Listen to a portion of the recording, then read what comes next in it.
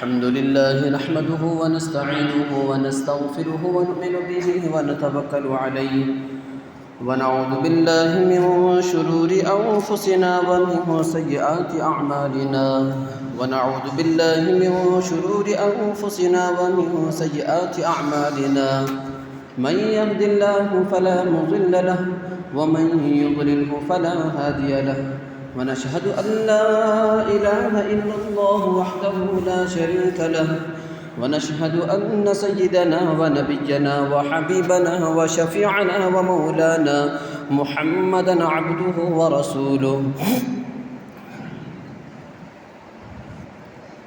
أما بعد فأعوذ بالله من الشيطان الرجيم بسم الله الرحمن الرحيم سبحان الذي أسرى بعبده ليلا من المسجد الحرام إلى المسجد الأقصى الذي باركنا حوله لنريه من آياتنا إنه هو السميع البصير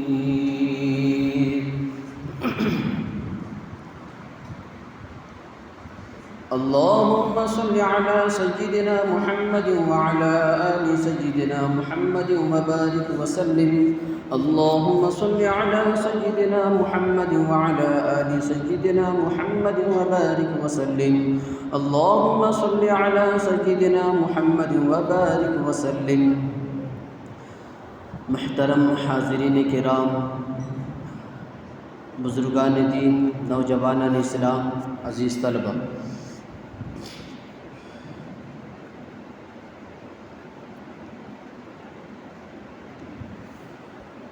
رجب المرجب کا مبارک مہینہ، محترم مہینہ ہے۔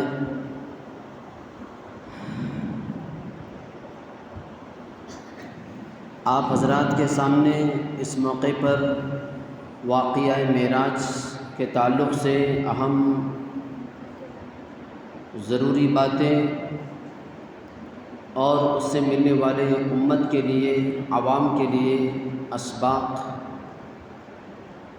اس کی روشنی میں بہت سارے اہم ہدایات آپ حضرات کے سامنے پیش کرنے کا منشا ہے۔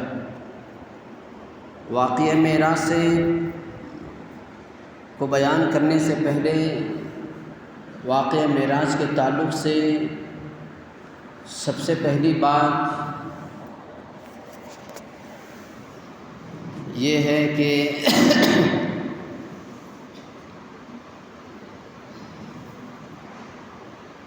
معراج کا واقعہ جو ہم نے ملک ہندوستان کی عوام نے رجب کے مہینے میں 27 رجب کی شب میں 27 رجب کی شب کو جشن کے طور پر منایا جاتا ہے اور خوشیاں منایا جاتا ہے۔ کہیں کہیں جلسے قائم کیے جاتے ہیں،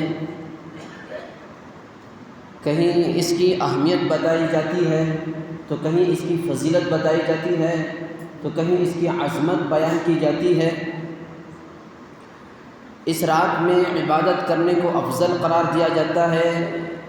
27 رجب کے دوسرے دن روزہ رکھنے کو فضیلت والا، دوسرے مہینے کے مقابلے میں اس کے دوسرے دن روزہ رکھنے کو اہمیت والا، فضیلت والا کہا جاتا ہے۔ یہ جو کچھ بھی باتیں ہیں حقیقت میں ہم نے نبی کی سیرت میں ایک زیادتی کے طرح ہے۔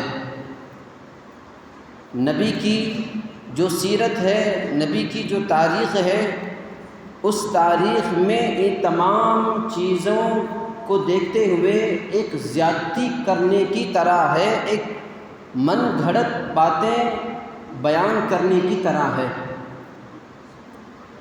اس رات سے متعلق، 27 رجب کی رات سے متعلق کوئی فضیلت، کوئی اہمیت نہ قرآن میں موجود ہے، نہ ہی حدیثوں میں اس کا کوئی ذکر آیا ہے۔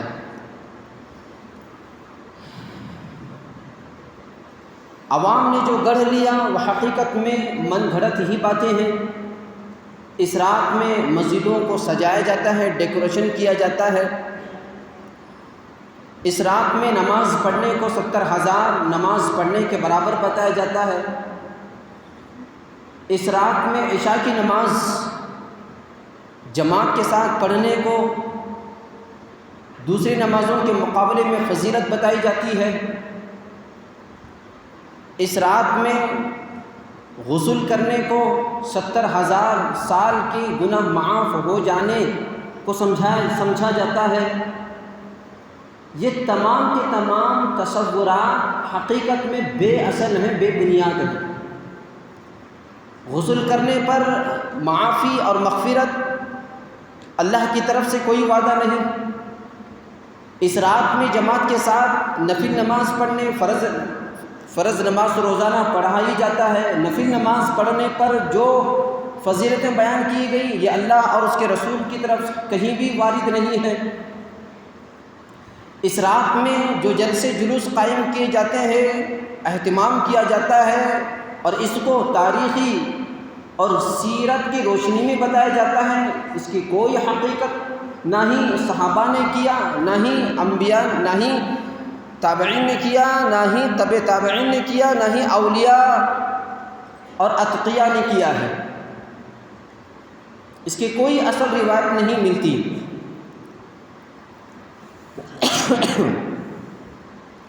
واقعہ معراج کے تعلق سے حضرت مولانا الیاس صاحب کاندھلوی رحمۃ اللہ علیہ نے سیرت مصطفیٰ میں حضرت ابن حجر عسقلانی رحمۃ اللہ علیہ کے طرف منسوب کرتے ہوئے ان کا حوالہ دیتے ہوئے انہوں نے شب معراج کے تعلق سے 10 اقوال بیان کیے ہیں کہ شب معراج کب واقع ہوا۔ 10 مورخوں نے الگ الگ طور پر بیان کیا۔ کس سال واقع ہوا اس کے تعلق سے بھی 10 روایتیں ہیں۔ کس مہینے میں واقع ہوا اس کے تعلق سے بھی 8 روایتیں ہیں۔ کس دن میں واقع ہوا اس کے تعلق سے بھی 3 روایتیں ہیں۔ تو مختلف اقوال ہیں، مختلف روایتیں ہیں۔ کسی ایک کو مقرر کر کے اس کو فضیلت بتانا اس کی کوئی اہمیت نہیں۔ اور پھر ایک یہاں پر اشکال یہ پیدا ہوتا ہے کہ اگر یہ سارے کی ساری چیزیں مقرر نہیں ہیں، معین نہیں ہیں، تو کیا پھر نعوذ باللہ صحابہ کی یادداشت کمزور تھی، مورخین کی یادداشت کمزور تھی؟ صحابہ نے جس طرح نماز دن بھر میں 5 ہونے کو جس طرح یاد رکھا، قرآن کی آیتیں کب اور کب ہیں، کس کس کے بعد ہیں، کن صورتوں کے پاس کون سی صورت ہے، کون سی آیت کب نازل ہوئی، کون سی آیت مدنی ہے یا مکی ہے، کیا اس کا شان نزول ہے، کیا اس کا شان ورود ہے، ایک ایک حدیث کو جب مقرر کیا گیا، صحابہ کو یہاں تک معلوم کون سی جنگ میں کتنے لوگ تھے، کون سے کتنے حضور کے زمانے میں غزوات واقع ہوئے، کس غزوے میں کتنی تعداد تھی، کس غزوے میں کون سا دشمن تھا، کس غزوے میں کیا کیا حالات پیش آئے، کس غزوے میں کتنے افراد مارے گئے، کتنے شہید ہوئے، کتنے قتل ہوئے، اور پھر کتنے وہاں پر ہتھیار استعمال کیے گئے، کتنا مال غنیمت استعمال کیا گیا، کتنا لوگوں کو فائدہ ہوا، کتنا لوگوں کو نقصان ہوا، یہ ساری کی ساری باتیں یاد ہوتی ہیں صحابہ کو، مورخین کو۔ تو پھر یہ شب معراج کے تعلق سے اتنا بڑا معجزہ، حضور کا معجزہ، اتنا اہم معجزہ، اتنا بے مثال معجزہ کہ حضور کا آسمانوں پر جانا، عرش تک جانا، نماز جیسا تحفہ لے کر کے آ جانا، یہ معجزہ صحابہ کو یاد کیوں نہیں رہا؟ یہ حدیث میں صراحتاً کیوں وارد نہیں ہوا کہ اسی دن حضور کو، جس دن حضور نے صبح کی نماز کے بعد یہ بتایا تھا کہ کل رات میں معراج میں جا کر کے آیا، میں مکہ المکرمہ سے بیت المقدس کا سفر کر کے بیت المقدس سے 700 آسمانوں کا سفر کیا، 7 آسمانوں سے سدرۃ المنتہا تک میں نے سفر کیا، سدرۃ المنتہا سے میں نے عرش تک کا سفر کیا۔ یہ پورا کا پورا واقعہ ایک ہی رات میں پیش آیا ہے۔ یہ سب کچھ میرے ساتھ، میرے جسم کے ساتھ، میرے روح کے ساتھ، جسمانی اعتبار سے یہ سب کچھ میرے ساتھ میں معجزہ پیش آیا ہے۔ یہ واقعہ، یہ واردات پیش آئی ہوئی ہے۔ یہ جب جس صبح کو اللہ کے نبی علیہ السلام نے بیان کیا، صحابہ نے کیوں یاد نہیں کیا؟ کیا صحابہ کی یادداشت کمزور تھی؟ کیا ان کا ذہن نعوذ باللہ کمزور تھا؟ یہ اشکال جب واقع ہوتا ہے تو اس کا جواب حضرت مفتی رشید احمد گنگوہی رحمۃ اللہ علیہ نے احسن الفتاویٰ کے اندر یہ لکھا ہے۔ حضرت مفتی رشید احمد گنگوہی رحمۃ اللہ علیہ نے صاف طور پر لکھا ہے، اس طرح کے بہتان اور اس طرح کا الزام صحابہ پر نہیں لگایا جا سکتا۔ صحابہ نے یاد کیوں نہیں رکھا؟ یاد رکھنے کو ضروری کیوں نہیں سمجھا؟ حضرت نے صاف لکھا ہے، یاد رکھنے کو اس وجہ سے ضروری نہیں سمجھا کیونکہ جس صبح کو اور جس سال میں، جس دن میں، جس مہینے میں اللہ کے نبی علیہ السلام کو یہ واقعہ معراج پیش آیا، اس کے بعد اللہ کے نبی علیہ السلام اس کے بعد جتنے بھی سال زندہ رہے، مثلا اگر وہ 10 نبوی میں ہجرت کے 2 سال پہلے یا ہجرت کے 3 سال پہلے اگر یہ واقعہ معراج پیش آیا، جس سال پیش آیا، جس دن پیش آیا، تو اس کے دوسرے سال اللہ کے نبی علیہ السلام اس رات میں صحابہ کو جمع کر کے کبھی واقعے کی تفصیل نہیں بیان کی۔ اس رات، ہر رات 13 سال بھی اگر حضور واقع معراج کے بعد 10 نبوی میں اگر یہ واقع معراج پیش آیا تو گویا کہ حضور زندہ تھے واقع معراج کے 13 سال تک بھی،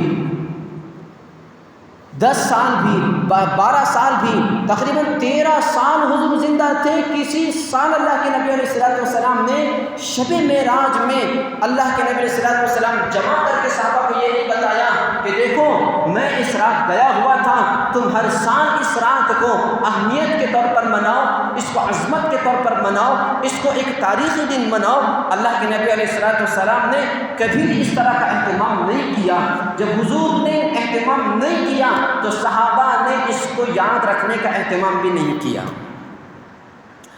اور جب تاریخی دن کو یاد کرنے کا اہتمام اس وقت میں کیا جاتا ہے جب اس کی فضیلت نص سے ثابت ہو، جب اس کی اہمیت یا تو پھر عبادت کے طور پر ہو۔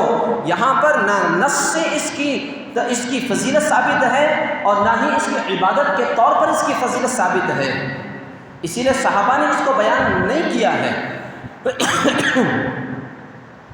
حضرت مفتی تقی عثمانی صاحب دامت برکاتہم العالیہ نے بھی اس موقع پر ان تمام اشکالات کا، اعتراضات کا جواب یہی دیا ہے کہ کسی بھی چیز کو یاد رکھنے کی 2 ہی وجہ ہوتی ہے، یا تو یہ کہ وہ نص سے ثابت ہو، نص سے ثابت ہوتی ہے تو پھر اس کو یاد رکھا جاتا ہے اہتمام کے طور پر، احتیاط کے طور پر، تاریخ کے طور پر، عبادت کے طور پر یاد رکھا جاتا ہے۔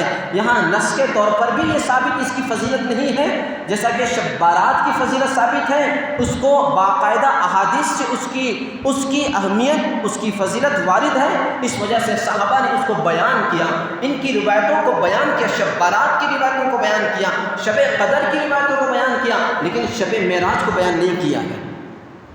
تو غرض یہ جو کچھ بھی ہوئے ہیں، جو لوگوں نے اس کو گھڑ دیا ہے، اس کی حقیقت بے اصل ہے، اس کی حقیقت بے بنیاد ہے، اس کی روایت کا حقیقت سے کوئی تعلق نہیں۔ محض اس طور پر اس کو گنجائش آج کے علماء نے دے رکھا ہے کہ لوگ اس رات جڑتے ہیں اور نہیں جڑیں گے، ان کو اگر صحیح باتیں نہیں بتائیں گے، اس کو اگر اس موقع پر جڑنے کے بعد اگر ان کو صحیح باتیں نہیں بتائیں گے تو پھر غلط لوگوں کے ہاتھ چھڑ جائیں گے۔ اگر یوٹیوب میں صحیح باتیں نہیں بتائیں گے تو غلط لوگ باطل اس کو بنیاد بنا کر ان کے دماغوں میں غلط باتیں ڈال دے گا، اس وجہ سے صحیح باتیں اس میں ڈالنا ضروری قرار دیا جاتا ہے۔ گنجائش علماء نے دے رکھا ہے۔ شب بارات میں شب معراج میں اس طرح کا جمع ہونا، لوگوں کو بتانا، یہ اس وجہ سے اہتمام کیا گیا تاکہ اگر لوگوں کو جڑنا جو ایک رواج بن چکا ہے کو نہیں سمجھایا گیا، جماؤ، اجتماع کرو، اہتمام کرو، ساتھ ہی ساتھ شب معراج کی حقیقت بھی بیان کرو، اس کی اصلیت بھی بیان کرو، شب معراج کی حیثیت بھی بیان کرو، اس کو بدعت کے طور پر مت منایا جائے۔ یہاں تک علماء نے اس کی گنجائش دے رکھی ہے، کیونکہ عوام ایک طرف چل جاتی ہے تو چل پڑتی ہے۔ اللہ کے نبی علیہ السلام کو شب معراج کا واقعہ پیش آیا۔ شب معراج کا واقعہ، اللہ کے نبی علیہ السلام کو جو واقعہ پیش آیا، مختلف اقوال ہیں، سال کے اعتبار سے 10 اقوال، مہینے کے اعتبار سے 8 اقوال، دن کے اعتبار سے 3 اقوال، کس جگہ سے واقع ہوا اس کے تعلق سے بھی 5 اقوال، کہ حضور ام ہانی کے گھر میں تھے، یا اپنے گھر میں تھے، یا کعبۃ اللہ میں تھے، یا زمزم کے مقام پر تھے، یا پھر مقام حتیم میں تھے۔ یہ 5 اقوال موجود ہیں اللہ کے نبی صلی اللہ علیہ وسلم کے کس جگہ سے اللہ کے نبی صلی اللہ علیہ وسلم کو واقعہ معراج پیش آئے۔ اگر ام ہانی کے گھر سے اگر مانا جائے، اللہ کے نبی صلی اللہ علیہ وسلم کو واقعہ معراج میں لے جانے کے لیے حضرت جبریل علیہ السلام چھت سے آ رہے تھے۔ چھت سے آنے کا کیا وجہ؟ یہ ایک اشارہ تھا، حضرت جبریل ان کو کوئی پوچھ نہیں سکتا، آپ بجائے گھر سے دستک دے کر آنے کے بجائے چھت سے کیوں آ گئے؟ جبریل ان کو کون پوچھے گا؟ وہ فرشتے ہیں۔ وہ تو انسانوں کے لیے ہے کہ گھر کو دستک دے کر آ جاؤ، اندر آنے کی اجازت ہو تو اجازت لے کر کے آنا، یہ انسانوں کے لیے، فرشتوں کے لیے نہیں۔ لیکن پھر بھی چھت سے آنا یہ اشارہ تھا، اب تمہیں آسمانوں کا سفر کرنا ہے۔ اللہ کے نبی علیہ السلام کو وہاں سے حضرت جبریل علیہ السلام اللہ کے نبی علیہ السلام کو وہاں سے لے کر کے کعبۃ اللہ میں لے گئے۔ کعبۃ اللہ میں لے جانے کے بعد اعلیٰ سفر ہونا ہے، عالی مقام سے شروع ہو رہا ہے۔ دنیا میں سب سے عالی مکان کعبۃ اللہ، اور سب سے اعلیٰ سفر، عالی ذات اللہ کے نبی علیہ السلام کی ذات، اور اعلیٰ سفر، سب سے اعلیٰ سفر وہ معراج کا سفر ہے۔ اللہ کے نبی صلی اللہ علیہ وسلم کا سفر واقع معراج کو وہاں سے شروع ہوا۔ اس سے پہلے اللہ کے نبی صلی اللہ علیہ وسلم کا سینہ چاک کر دیا گیا، دل کو صاف کر دیا گیا۔ زمزم کے پانی سے اللہ کے نبی صلی اللہ علیہ وسلم کے سینے کو دھویا گیا۔ کیوں دھویا گیا؟ چاک کیوں کیا گیا؟ کیونکہ اللہ کے نبی علیہ السلام کا سفر آسمانوں پر ہونا ہے، دربار میں ہونا ہے، اللہ کے دربار میں ہونے والا ہے۔ اب اللہ کے دربار میں یہ سفر اور حضور کی حاضری ہونے والی ہے۔ اب جب حضور کی حاضری ہونے والی ہے تو وہ نورانی چیزیں، وہ روحانی چیزیں، وہ تجلیات، وہ روحانیات، جو کچھ بھی اللہ کے نبی علیہ السلام کو دیکھنا ہے، اس کے برداشت کے قابل حضور کو بنانا تھا۔ اس وجہ سے حضور کا دل چاک کیا گیا، زمزم سے دھویا گیا، اور اس کے اندر جو چیزیں کالا نقطہ وغیرہ تھی اس کو صاف کیا گیا۔ پھر حضور کے سینے کو اس کے قابل بنا دیا گیا، صاف کر کے پھر اس کے بعد حضور کو براق سواری پر سوار کر کے حضور کو وہاں سے لے جایا گیا۔ علماء نے لکھا ہے کہ علماء نے یہ بات یہاں پر یہ لکھی ہے، مسلمانوں کو چاہیے، ہر مسلمان کو نماز کو آنے سے پہلے 5 وقت جب نماز لازم کر دی گئی، ہر نماز سے پہلے جس طرح ہاتھ پیر دھو کر کے وضو بنا کر کے آتے ہیں، پاک صاف ہو کر کے جس طرح آیا جاتا ہے اللہ کے دربار میں حاضر ہونے کے لیے، اسی طرح علماء نے لکھا ہے نماز کو آنے سے پہلے، اللہ کے دربار میں حاضر ہونے سے پہلے، کیونکہ نماز مومن کی معراج ہے، کیونکہ نماز گویا کہ اللہ کے دربار میں حاضر ہونا ہے، کیونکہ نماز اللہ کے ساتھ گفتگو اور بات چیت کرنی ہے، کیونکہ نماز اللہ سے گویا ہم کلام ہونا ہے، نماز بندے کی ہم کلامی ہے اللہ سے، تو یہ اللہ کے دربار میں حاضر ہونا ہے۔ حضور اللہ کے دربار میں حاضر ہونے سے پہلے سینہ چاک کر کے بالکل سینے کو صاف کر دیا گیا۔ اسی طرح ہر مسلمان کے ذمہ ہے نماز کو آنے سے پہلے، نماز میں شامل ہونے سے پہلے جس طرح وضو کر کے ہاتھ پیروں کو دھویا جاتا ہے، اسی طرح دلوں کو صاف کر کے آنا ضرورت ہے، دلوں کو صاف کرنے کی ضرورت ہے۔ آج دل ہمارے صاف نہیں، کسی کی غیبتیں کرنا، کسی کی چغلیاں کرنا، کسی کی برائی کرنا، پیٹھ پیچھے باتیں کرنا، نفرت کے ماحول کو پیدا کر دینا، اچھا خاصا محبت کا ماحول خراب کر دینا، یہ ایسی عام ہو گئی چیزیں ہیں۔ سامنے ملیں گے، ملاقات کریں گے، آج پورا معاشرہ اس کے اندر مبتلا ہو گیا۔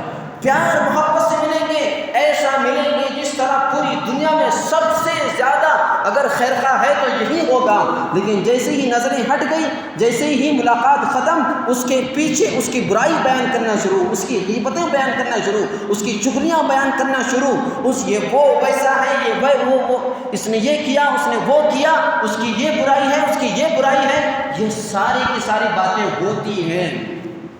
دل میں کینہ رکھنے والا اللہ تعالیٰ اس کی کبھی دعا قبول نہیں کرتا، نہ شب معراج میں، نہ شب بارات میں، نہ شب قدر میں، نہ پورے سال کے کسی دن میں اللہ تبارک و تعالیٰ کینہ اور غیبت رکھنے والے، کینہ کپٹ رکھنے والے کی دعا اللہ کبھی قبول نہیں کرتا۔ اللہ کے نبی علیہ السلام نے حضرت انس رضی اللہ عنہ سے فرمایا، اے انس میری پوری زندگی میں تم اپنی زندگی میں میری سنت کو لازم پکڑ لو۔ اذا اصبحت و اذا امسیت، جب بھی تم صبح کرو، جب بھی تم شام کرو، ہمیشہ میری سنت کو لازم پکڑ لو۔ اے انس میری تمام سنتوں میں سب سے اہم سنت یہ ہے کہ تم جب بھی صبح کرو، جب بھی تم شام کرو، اپنے دل میں کسی کی کینہ مت رکھو، کسی کی بغض مت رکھو، کسی کی عداوت مت رکھو۔ یہ اس کا منہ دیکھنے کو تیار نہیں، یہ اس کا منہ دیکھنے کو تیار نہیں، یہ اس سے ملاقات کرنے کو تیار نہیں۔ آج قوم تو بہت درکنار، قوم کا متحد ہونا، قوم کا آپس میں پیار اور خوشی سے رہنا تو درکنار، آج خاندان بھی متحد ہونے کو تیار نہیں، ایک خاندان بھی متحد ہونے کو تیار نہیں ہے۔ رشتہ دار بھائی بھائی متحد ہونے کو تیار نہیں، برسوں گزر جاتے ہیں بھائی بھائی سے ملاقات نہیں۔ عید کے موقع پر بھی، خوشیوں کے موقع پر بھی بھائی بھائی کو فون کرنے کو تیار نہیں، اس کے گھر جا کر اس سے بات کرنے کو تیار نہیں ہے۔ اتنی کدورتیں دلوں کے اندر رکھ کر آدمی جی رہا ہے، اور اسی حالت میں اللہ کے یہاں آ کر کے سجدہ ریز ہو کر کے عبادتیں کر رہا ہے، جمعہ کی نمازیں پڑھ رہا ہے، نمازیں پڑھ رہا ہے، کیسی دعائیں قبول ہوگی؟ ایسی آج اتنا خود غرض ہو گیا انسان، اتنا خود غرض ہو گیا ہے کہ آج اگر کوئی معاشرے کے اندر ان کے رشتہ داروں میں کوئی مالدار اگر رشتہ دار ہو، اس سے نسبتیں جوڑنے کو تعلق رکھنے کو فخر چیز سمجھا جائے گا۔ وہ فلاں آدمی جو جہاں پر رہتا ہے، اعظم نگر میں رہتا ہے یا پھر اشوک نگر میں رہتا ہے، وہاں رہتا ہے، سعودی میں رہتا ہے، فلاں ملک میں رہتا ہے، وہ میرا بھائی، وہ میرا چاچا، وہ میرا خالو، وہ میرا نانا، میرا دادا، میرا سکر دادا، پکڑ دادا، یہ سب کچھ بیان کریں گے۔ اگر کوئی آ کر کے کہے وہ فلاں کی دکان میں کام کرتا ہے، وہ آپ کا بھائی ہے، وہ آپ کا ماموں ہے، وہ آپ کا خالہ ہے، تصدیق بھی کرنے کو تیار نہیں ہوگا، اس کو بے عزتی سمجھے گا۔ اتنی خود غرضی آ گئی، اور اپنے صبح سے لے کر شام تک کی جتنی بھی چیزیں ہیں اس میں کمی کرنے کو تیار نہیں۔ یہ نفرتیں کیوں بڑھ گئی؟ بازو میں ہے اس کا پڑوسی، اس کے خاندان میں اس کا بھائی، اس کی بہن میں سے، اس کے رشتہ داروں میں سے کئی غریب لوگ موجود ہیں، ان کو ضرورت ہے ان کو آگے بڑھانے کی۔ آج ہمارے معاشرے کا تصور اور ذہن یہ بن گیا، کوئی مڈل کلاس کا آدمی ہے، اس کی مدد اس وقت تک نہیں کی جائے گی پریشانی میں جب تک کہ وہ اپنی زمین بیچ کر سڑک پر نہیں آ جاتا، اس وقت تک اس کے گھر جا کر اس کا دامن پکڑ کر اس کو سنبھالنے کو ضروری نہیں سمجھا جاتا۔ ارے اس کے پاس تو زمین موجود ہے، اس کا تو گھر موجود ہے، ابھی سڑک پر آنے دو، ابھی گھر بیچ کر آ جانے دو، ابھی زمین بیچ کر کے روڈ پر آ جانے دو، پھر جا کر کے اس کا ہاتھ پکڑیں گے، اس کا دامن تھامیں گے، اس کو پھر جو ہے تسلی دیں گے۔ یہ تصور بن چکا ہے۔ مدد کا جو معیار ہے وہ یہ ہے، آدمی اگر نیچے ہے اس کو اٹھایا جائے، جو مڈل کلاس ہے اس کو نیچے گرنے سے بچایا جائے، یہ ہے مدد کا معیار، یہ ہے امداد کا معیار۔ لیکن ہمارا تصور یہ بن چکا ہے کہ نہیں، مڈل کلاس کا ہے، وہ میڈیم کلاس کا ہے، مڈل خاندان کا ہے، جب تک وہ سڑک پر نہیں آ جاتا، روڈ پتی نہیں بن جاتا، تب تک امداد ضروری نہیں سمجھیں گے۔ اس کو زکوٰۃ کی رقم دینے کو ضروری نہیں سمجھیں گے، صدقے کی رقم دینے کو ضروری نہیں سمجھیں گے۔ یہ حال بن گیا ہے ہمارا۔ تو لہٰذا آج خود غرضی اتنی ہو گئی، کسی نے فش سے پوچھا، کہا تمہارا نام فش کیوں ہے؟ میرا نام فش ہے، تیرا نام سیلفش ہے۔ یہ ہو گیا ہے حال ہمارا آج۔ تو خیر اتنی خود غرضی آ گئی ہے، آدمی صرف نفع کو دیکھ کر تعلقات کو نبھاتا ہے، آدمی فائدے کو دیکھ کر، غرض کو دیکھ کر کے اپنے تعلقات کو بڑھانے چڑھانے، تعلقات جوڑنے کو ضروری سمجھتا ہے۔ اس بنیاد پر نہیں کرنا چاہیے۔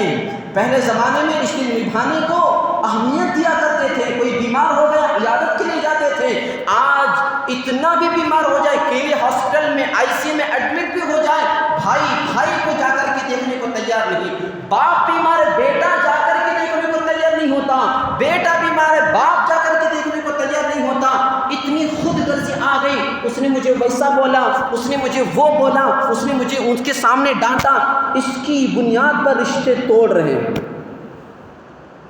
حضرت امام بخاری رحمۃ اللہ علیہ کیسے یتیم، ان کی ماں نے ان کو پالا، اور جب پڑھائی کا موقع آیا ان کی بہن کو شادی میں جو کچھ ان کو ملا تھا، اس شادی کے سامان کو بیچ کر اپنے بھائی کی پڑھائی میں انہوں نے پیسے خرچ کیے، اور پھر جب فارغ ہو کر کے آئے بخاری شریف کتاب لکھ رہے ہیں، 7,000 سے زائد حدیثیں انہوں نے لکھی۔ ہر حدیث کو لکھنے سے پہلے غسل کیا، 2 رکعت نماز پڑھے، پھر اس کے بعد انہوں نے کتاب لکھی 7,000 سے زائد حدیثوں والی بخاری شریف انہوں نے کتاب لکھی۔ انتقال سے پہلے کسی نے پوچھنے والے نے پوچھ لیا، حضرت آپ انتقال کر رہے ہیں، آپ کا کون سا عمل، آپ کو کیا امید ہے کہ کون سا عمل آپ کی نجات کا ذریعہ بنے گا؟ حضرت سے جب پوچھنے والے نے پوچھا، حضرت نے فرمایا کہ مجھے پوری امید ہے، مجھے پوری امید ہے، میرا ایک عمل ہے جو مجھے نجات کا ذریعہ بنا سکتا ہے، وہ یہ ہے کہ پوری زندگی میں مجھے پورا یقین ہے کہ میں نے اپنی زبان سے کسی کی غیبت نہیں کی ہے، مجھے پورا یقین ہے کہ میرے دل میں نے کسی کا کینہ، کپٹ، غیبت، چغلی، کسی کی برائی میں نے کبھی نہیں کی ہے، صرف یہ عمل مجھے نجات دلوا سکتا ہے، پورا یقین ہے۔ حضرت کو پوچھنے کے بعد یہ بیان کیا حضرت نے، کافی تھا ان کے لیے۔ اتنی بڑی کتاب، علماء نے پورے مسلک کے، پورے مذہب کے علماء کا اتفاق ہے، اصح الکتاب بعد کتاب اللہ، قرآن شریف کی کتاب کے بعد اگر پوری سرزمین پر اگر کوئی صحیح کتاب ہے تو وہ بخاری شریف کی کتاب ہے، اتنی مقدس کتاب۔ حضرت یہ کہتے یہ کتاب میری نجات کا ذریعہ بنا سکتی ہے، کافی تھا، لیکن حضرت کو اس کتاب پر بھی امید نہیں، بلکہ انہوں نے یہ کہا میری زبان مجھے نجات کا ذریعہ بنا سکتی ہے۔ اتنا جو ہے کانفیڈنس تھا۔ آج کوئی کہہ سکتا ہے کہ میری زبان مجھے نجات دلوا دے گی، ہر ایک کو اپنی نمازوں پر بھروسہ ہے، کوئی کسی کو اپنی جمعوں پر بھروسہ ہے، کیونکہ دن میں تو بقیہ دنوں میں تو نمازیں نہیں ادا کرتے، صرف جمعہ میں نماز ادا کرنے کے لیے آ جاتے ہیں، اس پر بھروسہ۔ کسی نے کسی کو 10 روپے صدقہ کر دیا، کسی نے کسی کو کچھ خیرات کر دیا، ان خیرات پر بھروسہ کیا جائے گا، لیکن اپنے انفرادی اعمال، اپنے اخلاق پر کسی کو کوئی بھروسہ نہیں ہوگا، کیونکہ اتنے خود غرض بن گئے ہیں، اتنی غیبتیں، اتنی چغلیاں، اتنی جو ہے خود غرضی، اتنی خود غرضی آ گئی ہے کہ اب اللہ کی پناہ، اللہ کی پناہ۔ تو یہ شب معراج کا موقع جو میں کہہ رہا تھا، اس کی کوئی اصلیت، کوئی حقیقت، جو شب معراج کے موقع پر جلسے کیے جاتے ہیں اور بیان کیے جاتے ہیں اور جو کچھ بھی کیا جاتا ہے، یہ اس میں حدیثوں سے کوئی تعلق نہیں۔ اور آج جو کچھ بھی کیا جا رہا ہے، جلسے کیے جا رہے ہیں، اہتمام کیا جا رہا ہے، اور نہ جانے واٹس ایپ پر، سوشل میڈیا پر کیسی کیسی فضیلت کی باتیں۔ اس دن جو غسل کرے گا 70,000 سے زائد نیکیاں کرنے کا ثواب اس کو ملے گا۔ کون دینے والا؟ اللہ کی طرف سے تو آفر نہیں ہے، اللہ کے رسول کی طرف سے تو آفر نہیں ہے اس دن غسل کرنے والے کو ثواب دینے کا۔ اس دن اگر نفل جماعت کے ساتھ نماز پڑھے گا، قل لگا کر، 4 قل لگا کر، 10 قل لگا کر، 100 قل بھی لگا لو، 1000 قل بھی لگا لو، تب بھی کوئی تمہارے پچھلی نمازیں معاف نہیں ہو سکتی۔ اللہ کی طرف سے تو کوئی وعدہ نہیں، اللہ کے رسول کی طرف سے تو کوئی وعدہ نہیں ہے۔ اس کے لیے آپ کو خود کرنا پڑے گا، اپنے آپ کو معاف کروانا پڑے گا، اپنے اعمال کو صاف کروانا پڑے گا۔ اور اس دن کئی علاقوں میں کیا ہوتا ہے، علاقوں میں تو مائک استعمال کیے جاتے ہیں، جشن کا ماحول بنایا جاتا ہے، ڈیکوریشن کیے جاتے ہیں، مسجدوں کو سنوارا جا رہا ہے، محلے والوں کے چندے سے مسجدوں کو سنوارا زیب و زینت کے لیے استعمال کیا جا رہا ہے۔ حالانکہ محلے والے نے پیسے جو دیے مسجد کے اخراجات کے لیے دیے ہیں، مسجد کو امام کی دینے کے لیے دیے ہیں، مسجد کو مؤذن کو دینے کے لیے دیے ہیں، لیکن یہ لوگ زیب و زینت کے لیے استعمال کر رہے ہیں۔ مائک کا استعمال سے پہلے صرف اپنے مسلک کے علماء سے پوچھ لیتے ہیں، مسلک کے علماء سے پوچھ لیتے، وہی کہتے آپ کو فتویٰ دیتے، کیونکہ کسی مسلک کے علماء نے اجازت نہیں دی ہے۔ پوچھ لیتے باہر کے مائک کو کب استعمال کرنا جائز ہے، ہر ایک نے یہی فتویٰ دیا ہے، اذان کے علاوہ کسی چیز کے لیے فائدہ اٹھانا استعمال کرنا جائز نہیں ہے۔ اب بیانات ہو رہے ہیں باہر کے مائک سے، وہاں باہر والے رات دیر تک جب جو کچھ بھی ہو رہا ہے، آپ کے محلے میں بیمار بھی ہیں، بچے بھی ہیں، اور بڑے بوڑھے لوگ بھی ہیں، وہ بچہ بھی ہے جو بچہ دن بھر ستایا اپنی ماں کو، اور ماں رات میں اس کو تھپک کر کے سلا رہی ہے، اور آپ کی آواز کی وجہ سے بچہ جاگ رہا ہے، اس کو تکلیف ہو رہی ہے، اتنا بیمار ہے، ہارٹ اٹیک کا پیشنٹ ہے، آواز زیادہ آ جانے کی وجہ سے ہارٹ اٹیک آ سکتا ہے، تمہاری اس کی وجہ سے اس کو تکلیف ہو رہی ہے، اور قرات کی آوازیں جا رہی ہیں، باہر پورا گانوں کا ماحول، بے حیائی کا ماحول ہے، لوگ اس کو یہ کہہ رہے ہیں، اور وہ گانے والا گانے کا تقابل کر کے کہہ رہا ہے، ارے ان کو مسجد والوں کو کیا ضرورت ہے مائک زور سے لگانے کی، وہ گانے کی اہمیت دل میں رکھ کر کے کہہ رہا ہے، یہ نوبت آ گئی۔ تو یہ سارے کے سارے بے اصل بے بنیاد چیزیں ہیں۔ اللہ ہم تمام کو ان تمام چیزوں سے بچائے، امت کو بچائے۔ اصل جو چیزیں ہیں شب معراج کی، ان تمام چیزوں کو سمجھنا چاہیے، جیسا کہ میں نے پوری تفصیل سے کہا۔ انشاءاللہ آئندہ ہفتے بھی اسی موقع پر بیان کیا جائے گا، کیونکہ بہت سارے اسباب، بہت سارے ہدایات ہیں واقعہ معراج سے سمجھنے کے لیے۔ اللہ سے دعائیں اللہ تبارک و تعالی ہم تمام کو ان باتوں پر عمل کرنے کی توفیق عطا فرمائے۔ آمین۔ وآخر دعوانا ان الحمد للہ رب العالمین۔